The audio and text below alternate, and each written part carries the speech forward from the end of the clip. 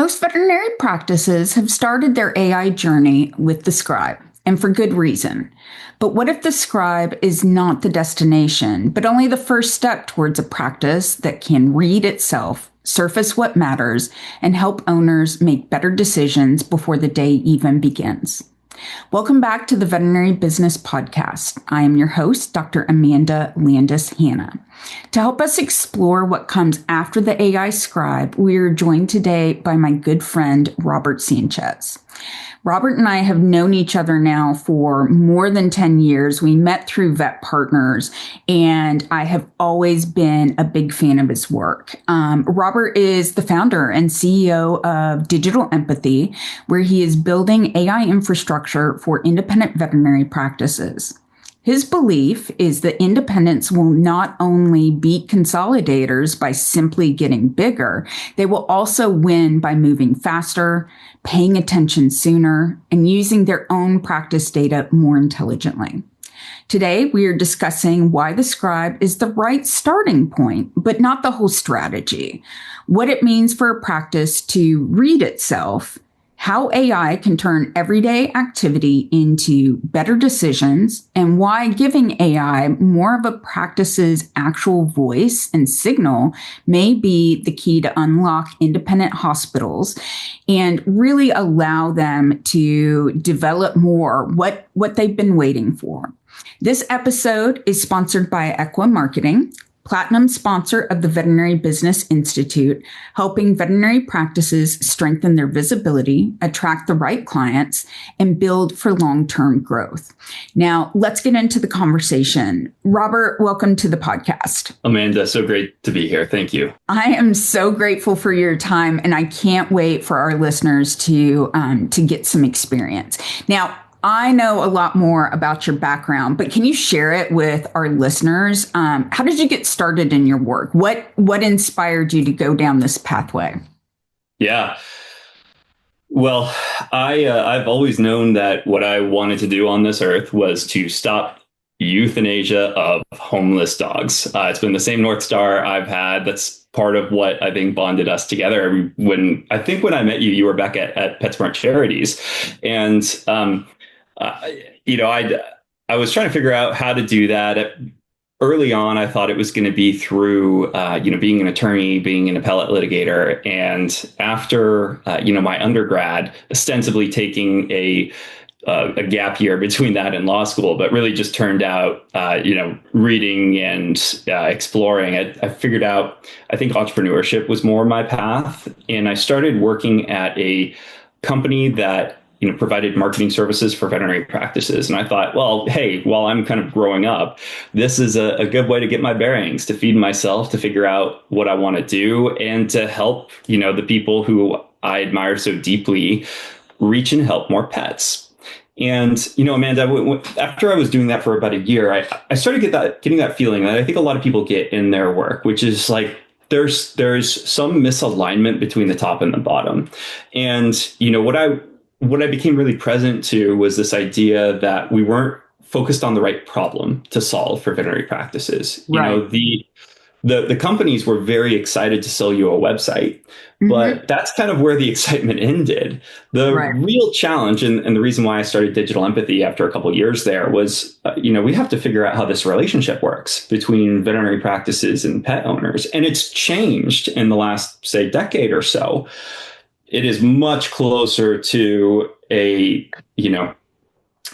relationship that you share with a family member. It is not suited for a commodity style service. It is, the currency is trust. And so, that's how I built Digital Empathy. That's why it's called Digital Empathy, is because I think this isn't so much about code. It's about understanding the bond that people in veterinary practices need to share in order for this to be healthy. Right. The human-animal bond has such a huge impact, and how people relate to their animals, whether they're companion animals or how they engage with their veterinary team, has evolved even in the last 10 years. Yeah, it sure has. I think we have, in so many ways, inherited a system that no longer serves us. We were we inherited this system that was kind of built on, the principles of industrial medicine back from like the 18th century. And, there's just like, there's a different way to be thinking about it. And that's always been the thing that consumed me. I mean, for better or worse, that's why I studied philosophy, is understanding the why behind, the what. And that has led me to some pretty interesting places. And, the one that I'm currently obsessed with is kind of the topic of today's conversation, which is, what's the role of AI in veterinary medicine? And I want to talk a little bit about like why I have the viewpoint that I do and what I think it means, if I'm right anyways, because there's a lot of noise out there about AI. It is closer probably to a buzzword and even just like a tool to get you to buy stuff than it is like a very principled and nuanced understanding of what this means and what it can be. Right. So, and it's so diverse, right? Like my work with technology in a startup and how I use AI is very different from how you use AI to help independent practices. Yeah. I mean, it is like the most incredibly powerful and adaptable tool that I can think of. And it's a tool. And so what matters is, if you give me a piano, you're going to be, living a pretty unenjoyable forced experience. If you give Beethoven a piano, you're going to, be moved to tears. And so I've been following this trajectory for a little while. I saw, early on, it was clear as day that this was the next great movement within, human culture, technologically anyways. And that's why I started the Veterinary AI Brief along with, my friends, Dr. Adam Little and Aaron Massacre. And so, the attention I've been playing has been pretty granular, but something really changed for me in December, and it changed for a lot of, builders and executives around that time too, because something very important happened. So before December, AI was interesting and valuable. I think mostly as a thought partner, really allowing you to kind of explore and plan and challenge and think and clarify your own thinking. Now, what changed in December is there was a model release, actually two model releases, where for the first time, AI could actually build production grade software.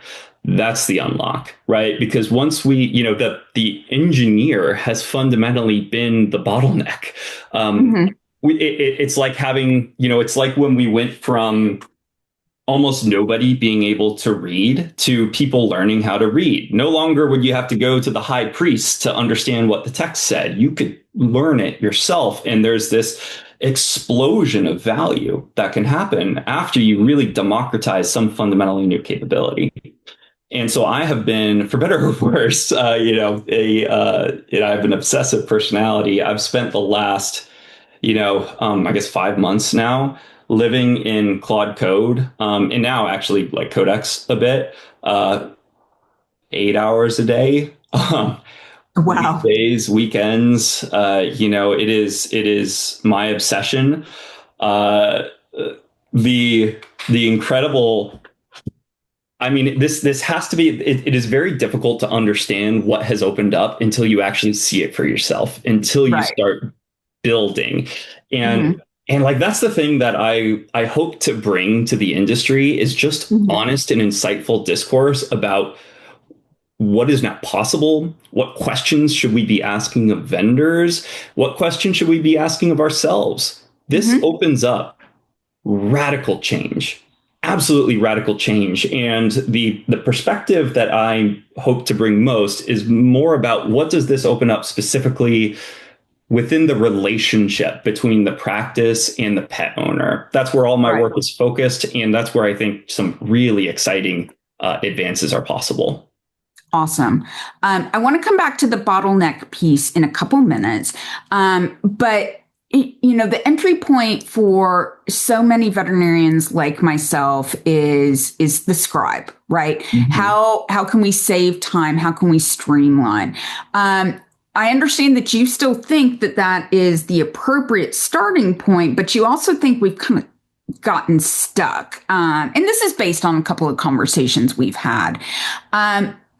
What are the benefits of the scribe? What if the scribe sort of opened up, and where are the limitations, right? Where do we need to take it from there?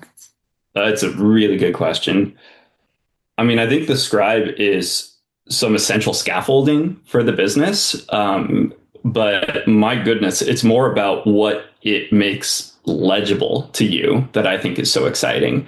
So, I doubt there are many practices out there who have started using a scribe and then stopped. There are some, I've spoken to some, but once you start using it, it's just so obviously radically transformative. Right. It's a great tool. You can't go back. Part of what blocks people sometimes on AI is it's a very natural thing. They see a technology. Maybe a couple of years ago, they tried out ChatGPT, and it gave them some dumb answer that they saw was obviously wrong. Now, the thing to internalize is, all right, that works. In principle, that like skepticism that any medical doctor has, it has served you well. Mm-hmm. The reason We've been trained to do it. Exactly. And it's really important. The reason this no longer works, though, is because of the compression of the time horizon of improvement for this technology. Right. With large language modeling and how much data is coming in and being digested. Oh, well, Amanda, we went from a couple years ago, AI could barely do math, to now it's literally figuring out problems that humans have never been able to crack. Like that is crazy. Oh my, it's so mind blowing. That is the pace of change we're dealing with. So I'd say like best advice, lose your priors, like see where the models currently are. There's still what is called the jagged edge to it. Like there's some things you shouldn't be trustful of it without verification, sure. But always verify. Well, and the exciting thing to me, the way I see it is AI gets rid of a lot of the labor. It does not get rid of judgment. Like that's the thing that's how we need to engineer these systems is it does the drudgery and the labor. It presents these patterns to you and then you're able to effectively judge. But that is a tangent we could spend a long time exploring. Your question is more about the scribe. Well, and let's put a pin in it. Maybe we need to have a part 2 to really kind of go and do a deep dive on that. But I really want to kind of focus on the scribe, on the the day-to-day for the practice. Yeah. Well, I think what scribing does right now is it lets you see your kids, right? It lets you go home without working such crazy hours. It removes some of the drudgery. Who likes charting, And it doesn't remove everything. Like you still should be verifying, but oh my goodness, like it's like going from a hand plow to, a tractor. What an unlock that is. And the reason why I think this is just the start, and it's just so obvious to me, is what matters more. And this is especially for, I think at the beginning, it's leadership. What matters more is this idea of, geez, you now have observability into every conversation that happens in your practice. And I don't say that with like a 1984 dystopian style perspective. I say it with like this enthusiasm for an idea that what you can't measure, you can't improve. Right. And the conversations that happen in the practice, that's what's so important. That's the unlock. Now, all of a sudden, that's the relationship. Exactly. You can understand if you set your North Star principles for a practice. Imagine waking up in the morning to a synthesized brief from, say, Claude Cowork or from Codex, the desktop app, saying, these are, Robert, these are the things you really care about. I'm going to show you how yesterday's conversations bubbled up to those and where the space is between your true vision for the practice and where we're at now. And then you didn't have to read through all the transcripts. Nobody has time for that. What what the power is legibility and pattern matching. It's this idea of like, now I can know not just that people are saying no, why are they saying no, right? Mhm. Like, what's the why behind these symptoms that I'm only kind of loosely observing? Now I can really dig in and have a partner who makes all of this legible and understandable, and I can truly get a grip on like how is my business actually showing up in every possible way that I could conceivably want to measure it. Right. The conversations now become data. They become Yeah. measurable. They become objective. And going back to your earlier point about the bottlenecks, it's not the data piece. It's the attention. It's the focus. So when you talk about that, about the bottleneck piece, and also about making the data these conversations, how do you talk about those pieces? How do you have conversations about that? And then how do you fix the problems? Mm-hmm. I think what's really important to understand is you don't have to be perfect. And this shouldn't be seen as something scary because you're going to see like just how imperfect you are. It's like the first step to actually understanding what's going on and making real progress, just day to day in a way that's manageable. And it's honestly, it's not just the scribe. It's this idea of blind spots that you have. Like, that's what's exciting. Every business owner has blind spots, and usually they are discovered embarrassingly too late because something like a disease progresses to the point where it becomes obvious. And you're like, oh my goodness, I need to figure out the source of this. And so, I have this different perspective of like, what if AI could just be helpful, not like an untrustworthy open claw that's going off and getting into a bunch of trouble. But, imagine if, let me give you an example. I think for like when I talk to practitioners and we work with, hundreds of practices and have spent so many of the last decade plus talking to practice owners and leadership. And I hear a lot of guilt. Honestly, I hear a lot of guilt and shame, like people feeling like they're never enough. And that sucks. I hate that. And I think part of it, Amanda, is because we feel like we're inspired to get into this field. And sometimes we're not living up to like who we want it to be in the kind of different our own self expectations and sort of that imposter syndrome, as opposed to what everybody else sees, right? Everyone else is more compassionate than we are towards ourselves. I know. And I think the thing to think about is like, it's not your fault. Like, you inherited a system that was built for industrialized medicine. Literally, that's where this all gets traced back to. Every single primitive that we have to build with, it came from like the 18th century of how, a medical facility was built to serve people, past just like the doctor that would make house call visits to you, right? Like, it's okay, people are coming into the office now. How do we establish? And that like piece has not fundamentally changed all that much over the last 300 years. And that's why I find this so exciting, because this is the thing that changes that. So I think I'll say sometimes the guilt is from something that it's always from feeling like you let somebody down, right? And one of the ways that happens is we lose sight of our patients. And it's because we just don't have any way of maintaining a memory of anything beyond, say like a couple dozen relationships at one given time. You can't manage hundreds or thousands. No person could do that. We can't remember it. Now you can. So imagine seeing AI more as your peripheral vision than anything. Imagine waking up to that morning report and it says, Lucky, the golden retriever, who you diagnosed with a heart murmur a few months ago, hasn't been back. They haven't, they haven't followed through on the echo. this is my proposed email to kick off to them. What do you think? Like, instead of asking you to know all your unknown unknowns, this can surface them to you. And it can be like the engine of activity that you can oversee and exercise judgment on and unlock all this work. So what gets me really excited is and there's a lot of thinking around this in Silicon Valley right now for startups, for forward-thinking organizations. There was an executive, the guy who started Twitter, Jack Dorsey, who he wrote an essay that I think is so forward-thinking, and it's about like seeing your company as almost like a product in and of itself, and being able to observe all the ways it shows up is this fundamental unlock now, because we have AI, which makes that like understandable and useful. And so I think you think about, okay, what does the Scribe open up?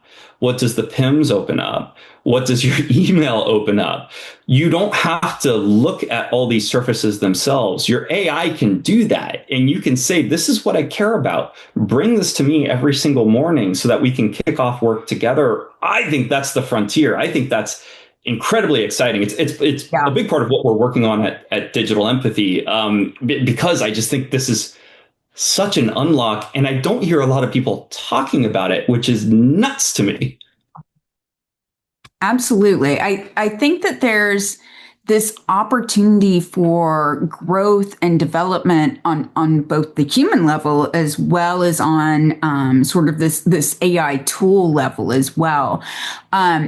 Now, when we're talking about how to grow with this AI, and with the objective data of these conversations, right, of this human animal bond and this patient relationship, how do we best use that? In the morning when I'm sitting down with my hot tea, and for my crazy partners who like coffee, if you put enough creamer in it, I'll drink it. But otherwise, it's just a method to get creamer in my face. Can you walk us through what this kind of concept of a practice that's reading itself looks like first thing in the morning to save time, to streamline, to remind us of those conversations? Yeah.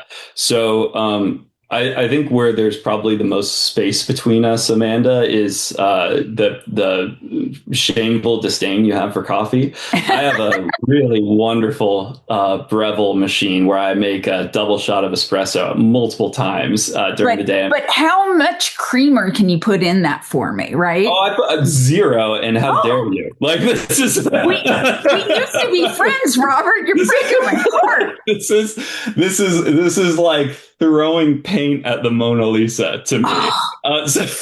Okay, we will agree to disagree, but we can certainly agree on helping practices. Yes, and I think your point is like, all right, what's the next step? How do you actually do this, right? So like, yeah, it seems interesting and important. Like, what do I do today or tomorrow to actually start trying? I think there are a couple ways, depending on when this comes out. I'm hopeful that we have something really helpful, but that shouldn't stop you. Honestly, there's stuff that you can do right now off the shelf. You don't need to buy something from a vendor right now, other than like OpenAI or Anthropic, because they have tools that I think every business needs to be using right now. And honestly, like, here's the thing. I think, and I'm speaking right now to the CEOs of veterinary practices, not just like groups, but like, you own a vet practice, you're a CEO. You've got to get this. You can't delegate this. You can't delegate like learning AI to someone else in your practice. You need a real felt sense of what's possible here, right, so that you can know what good looks like. Yep. Otherwise, you're building on quicksand. And so I think the first step is you have to use this obsessive personality that you undoubtedly have, because there's no other way you'd be crazy enough to start a veterinary practice or buy one. Entrepreneurs are by our very nature forward thinkers and slightly crazy. Yeah, I know. This is a wild decision making that you and I do what we do. Okay, so you have to live in the tools yourself in order to really capably steward this for your practice. But what you can do is, start using a either Codex, which is OpenAI's like professional desktop tool for knowledge work, or Cowork, which is, or Claude, I guess the desktop app is called for Anthropic. We personally use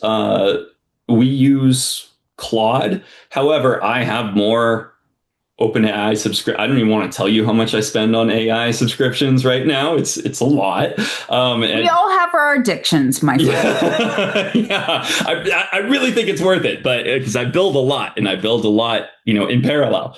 But what you can do is once you give yourself 2 weeks to really test drive this tool, then you start connecting all of your context to it. So you go out, you buy the $200 a month subscription to either one of these, and then you start hooking up your context.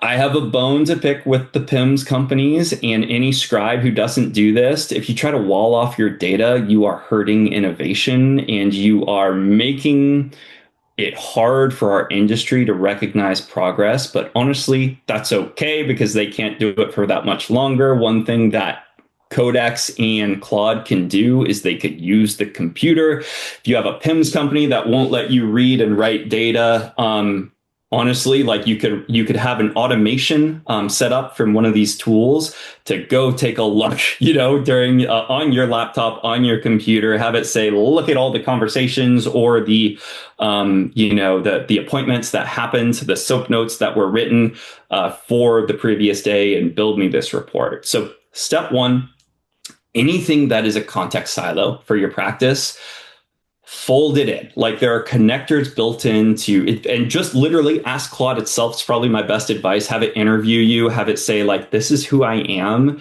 This is what I care about. What I really need you to do is interview me so that you can figure out how you could be most helpful to me in a way that connects back to what matters. And then, start figuring out how to bring in all your context. If AI doesn't have context on a situation, it is fundamentally limited and generic. It's going to give you slop. When it has context, when it understands your work as best as it possibly can, then it can be really useful to you, and you can steer it, and you can use it to do the grunt work, and you go up a layer of abstraction and leverage, which is always the exciting thing that technology allows us to do as a species. And so you get all your context in, and then you start having a morning briefing every single day. You can have it email this to you. You can have it run it through Notebook LM, which is Google's text to podcast tool. Imagine setting up a routine, which you can do. You can automate all of this very easily. This is no longer scary. I don't even know how to do this. I never even figured out how to get VCRs to work. I'm now building what I think are going to be very large and important and valuable systems because I have that partner who can meet me who I am and who can translate, here's what I want, and being very clear about that into something that actually works. And so you start just building out like your morning briefing. It's not going to end there, but this is where to start, right? So, and you can digest it any way you want. It could be a text message. I just have it show up right in Claude as, a very nice, it knows 8 a.m. every morning. I go from dad duty to CEO duty. And this is what I want to know every single day. There's literally something called routines. There are artifacts. There are ways to make this beautiful, mobile first. Do it right from your phone. Audio first. If you want to listen to a podcast on, here are all the things I want to know about my cases for today. So I can do my actual rounds style prep work on the drive to the hospital. I can do it then. So it's thinking about what is it I want to start every day by knowing in a literal perfect world. And then you can work with Claude or Codex to actually do that. And my challenge to you would be think big. Don't just do the boring stuff. it is hard to feel what has really been unlocked until you start actually using these tools, connecting it to context, and seeing what you're now able to do.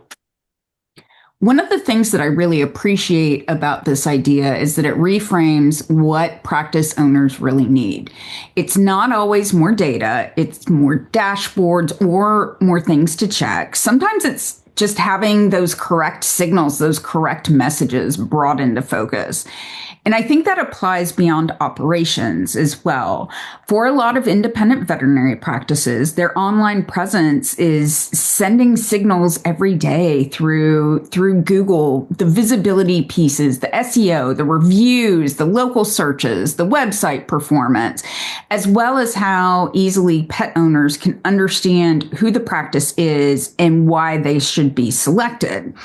That's why Veterinary Business Institute, in partnership with Equa Marketing, our platinum sponsor, offers a complimentary marketing strategy meeting for veterinary practices. It's a $900 valued session, and it's designed to help practice owners step back and look at how their hospital is showing up online, where they may be missing opportunities, and what practical steps could make them more visible and competitive in the market. And that's so valuable when we're talking about, how do we streamline the process?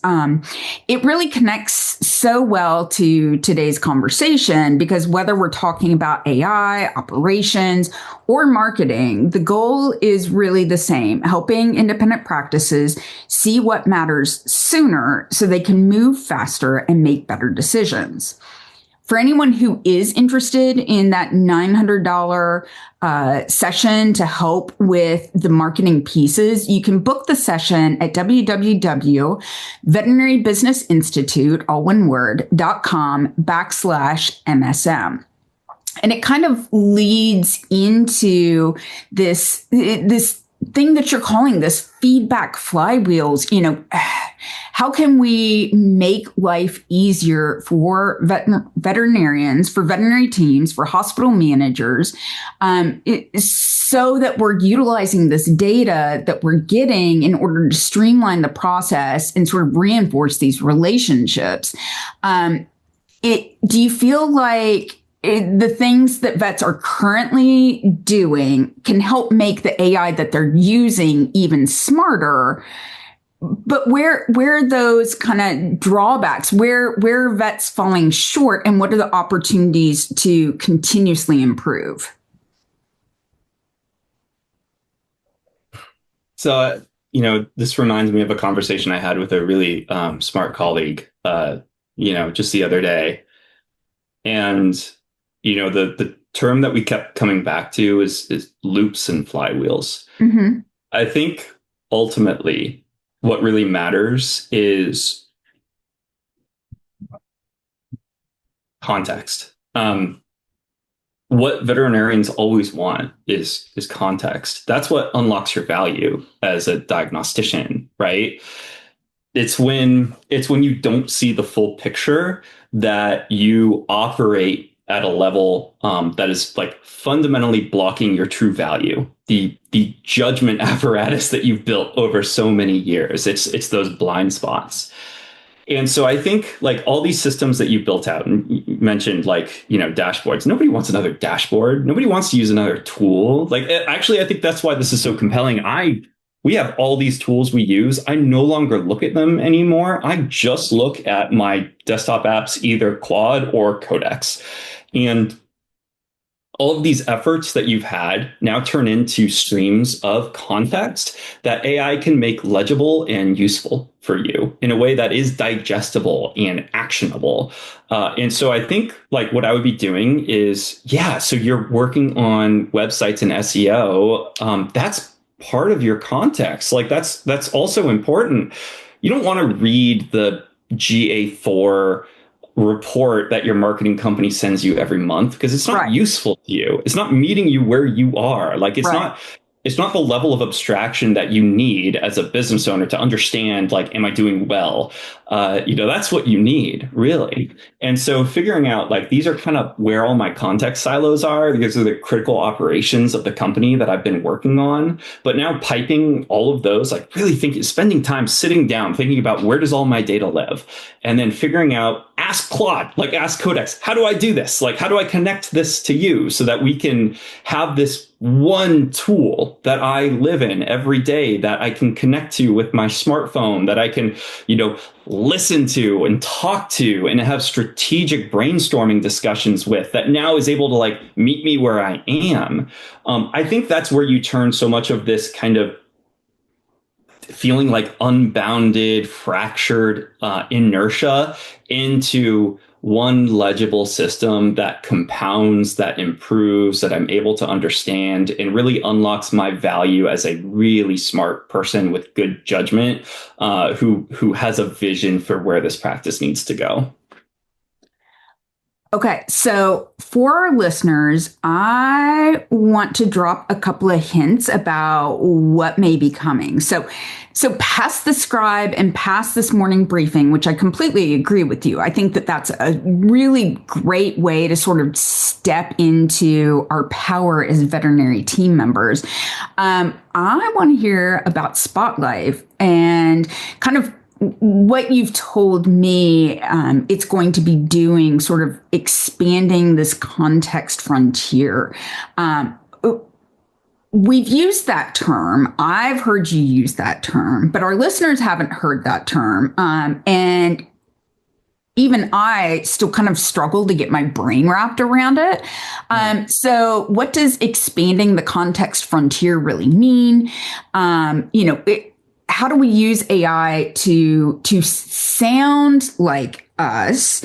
Again, always check everything. Always go in with the skepticism that veterinary team members are so well adept to. But I want AI to sound like me, to feel like me, to help me continue and develop those relationships. And how does that help unlock new ways for independent hospitals to set themselves apart? Yeah, of course. I think there are two questions there, and I'd love to, I think they both deserve like a lot of, not just a superficial answer. So the first one is like, how do I get AI to sound like me? Because I think the premise under that is there's all this work I'd ideally love to do. I don't have the time to do it. Right. So I would love to be following up with clients more and, about the patients that I'm seeing. Who has time to write 200 emails a day, And so I think like the first step, again, the question is like, what is the context that AI needs in order to do useful work for me and not just feel like slop, which like, God, if you're on LinkedIn, you see it every day, right? It's like the fingerprints of AI are so visible on so many posts.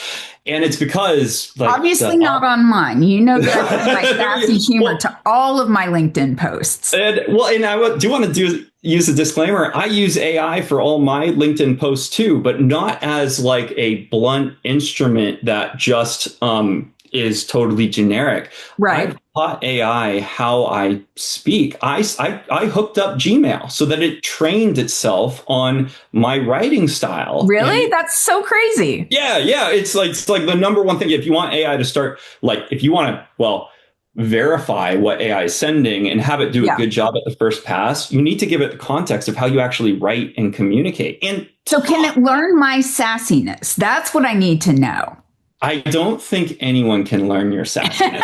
Like there's only so much the frontier of these models can do. Maybe someday. Of course. And I'm on the leading edge of the sass. So I understand. Eventually we'll get there. I mean, maybe once we get to the singularity, but even then. So I think like the first step is like give it that context. Your writing, right? Everywhere where your writing shows up, how you like have conversations. That's why scribing data is so useful, because it can really understand you, and it can honestly get surprisingly introspective and insightful about spotting like the deeper patterns and connections. But the stuff that you probably do really, really well. And it also feels nice to have that, demonstrated so clearly. And and then reflected so clearly. And then, so I think that's where you have to start. Otherwise, you're just going to get the stuff that sounds like everyone else.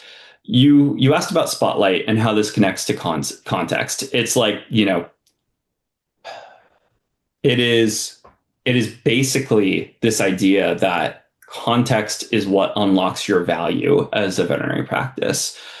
When you're limited in how you can help a pet, or and you can probably sense that, but it just feels murky. Like maybe you don't know why somebody's saying no. You don't know why they haven't come back. Whatever. The bet that I've made is it's because you didn't have the full picture delivered to you. Like something was missing.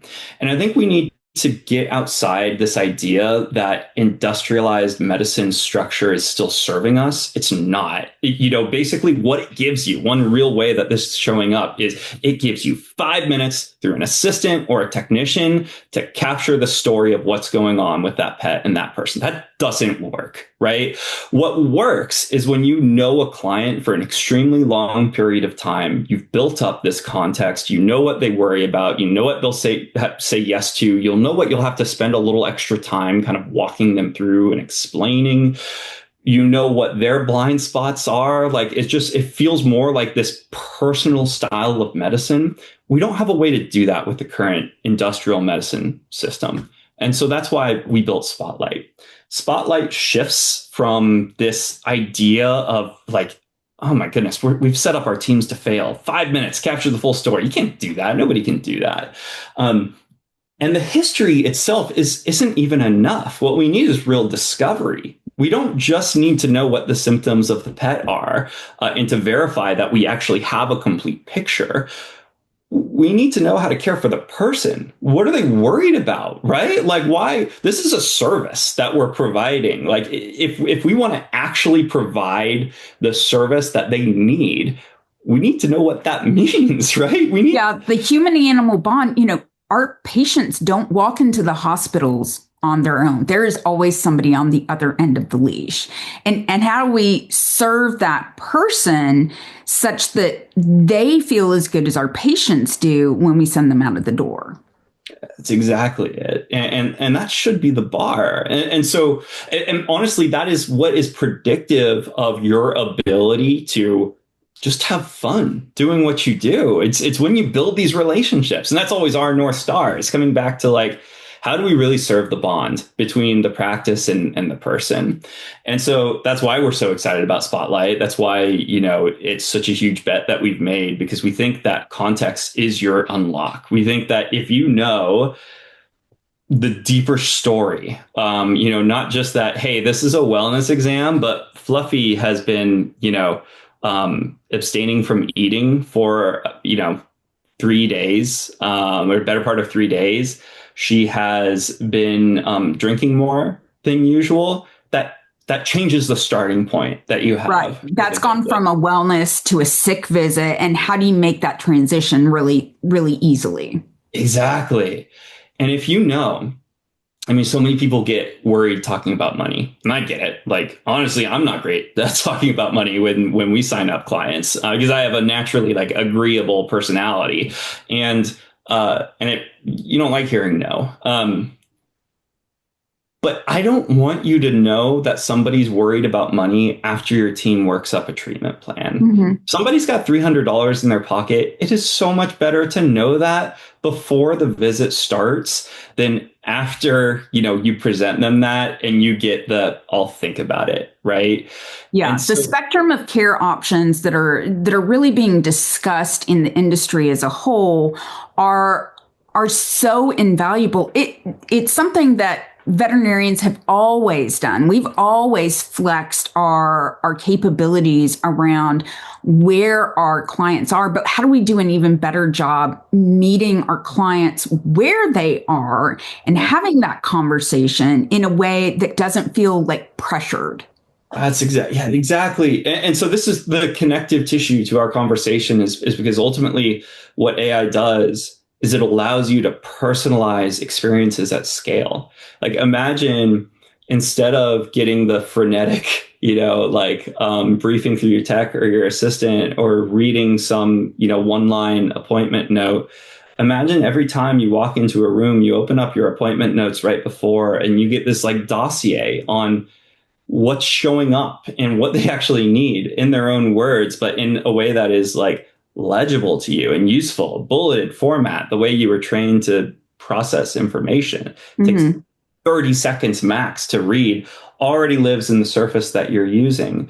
And now imagine that all of that data that you're getting, the rich discoveries that are happening before the visits, that now has a meta layer to it, because now your cowork or your codex can see that information. It can marry that with the conversation that's happening in the room, your PIMS data, like your SOAP notes, all of that now becomes abstracted at an even higher level. And you can just start seeing things that would have been so unthinkable to the previous, like your parents' generation. And it's so invigorating to me, because I think what it does is it serves the bonds. Like it can allow us to provide these deeply personal types of experiences at scale. If you're an independent practice, that's how you win. You're not going to beat corporate on marketing budgets. You're going to win by having experiences that outpace, outstrip, and outrun everything else on the market. And I think by being really attuned to how context changes the game and how to pipe in context to this new surface, literally, it's not hard to do this. It just takes knowing a little bit of digging in, knowing how to use the tools. I think incredible transformations can be found from that. This conversation has been, as always in conversations with you, really eye-opening. If someone wants to continue this conversation with you, as well as see pictures of your adorable children, where can they get more information? Do you want them to go to your LinkedIn, or do you want to send them to your website? Honestly, yeah, drop me a DM on LinkedIn. I am always there stirring up controversy and making trouble. You could certainly go to our website too, depending on when this launches. Just, you can go spotlightvet.com, but that redirects to Digital Empathy. So it's going to be, by the time this launches, digitalempathy.ai. And at the time of recording, it's digitalempathyvet.com. I'll still redirect though if you go there. I think, we're recording a little bit in advance of this. So I think by the time probably you see this, we're going to have some pretty radically new capabilities that we're offering. So check it out. We built it for you. And we're really excited about what you can do when the tools serve and adapt to you instead of the other way around. Awesome. Fascinating as always.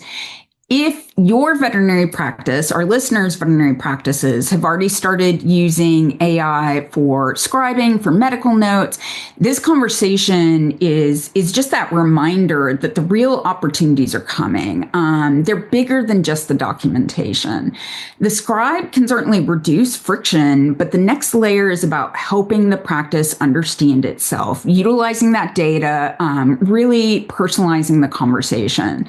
What needs the attention, what patterns are emerging, what comes out of each individual doctor's conversations, where opportunities are currently being missed, and how practice owners can really tailor that messaging to know even before the day takes over, with these morning meetings.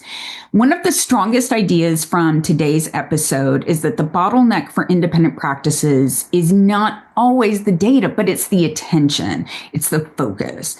Practice owners are surrounded by signals every day, and the AI conversation can be very overwhelming. But without a system that can surface what matters, those signals can easily get buried under appointments, callbacks, staffing issues, client communication, and the constant pace of hospital life. And it's really ironic, right? We can use AI to improve those things, but in order to use AI to improve those things, we have to make the time to really master it. And mastering AI in the practice isn't just about adopting another tool. It's about creating a faster, smarter operating system for decision making. And for the independent practices, speed may be one of the greatest competitive advantages they have in order to really enhance this veterinary client bond and this human animal bond. For our listeners, if Robert's approach to AI infrastructure resonates with you, certainly connect with him at the website, like you mentioned, at Digital Empathy, or reach out to him on LinkedIn under his name, Robert Sanchez, where he's helping independent veterinary practices move beyond the basic AI tools and towards systems that helps give entrepreneurs, hospital owners, veterinarians, veterinary team members clearer insight, stronger context, and faster action. So as we wrap our time today, Robert, thank you so much for your time and your willingness to share your information. And for all of our listeners, thank you for listening to the Veterinary Business Podcast. Please spread the word if this was inspiring to you. We cannot do this podcast without our listeners, and we will speak with all of you next time.